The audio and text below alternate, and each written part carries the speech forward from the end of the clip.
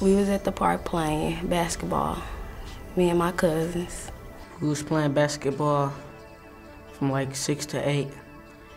And my brother heard a noise, because I was hearing something, like it was like talking. And then he heard some kids crying, but I thought he was just playing.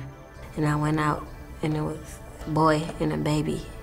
He went over there first, and then he told us there was some kids, so then we all went over there. A 7-month-old baby and a 2-year-old in a stroller. We looked around to see could we find a mom or dad, and we didn't see nobody. It was sad to see them by themselves without nobody at a young age. They could have been froze to death, or either someone could have snatched them up. We waited and looked around until we seen somebody that could be their parent, and with nobody to be found, so we took them to the Boys Girls Club.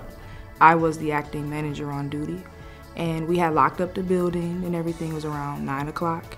Here comes all the kids coming up. We found these 2 babies in the park. We thought about taking them home, but it was some members, staff members from the Boys and Girls Club, so we took them over there. I just hurry up and open the building and called 911 because I don't know how long they've been out there. I didn't know the conditions of the babies or anything. And we was waiting on them, the police to come. And the Boys and Girls Club gave them something to eat and something to color while they was waiting. It was 30 degrees outside, pretty cold to be out playing basketball, but they were out there playing for a while before they came to us. So it was around 9:15 when they brought us the kids. But it's very dark out there, and that's very, very, very, low degree of weather for a 6-month-old to be out there.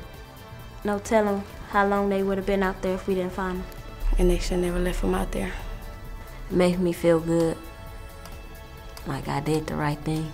They are by far the best kids I've seen thus far to be able, at that age, to take that initiative to become leaders and do something nice for 2 innocent children. They're heroes.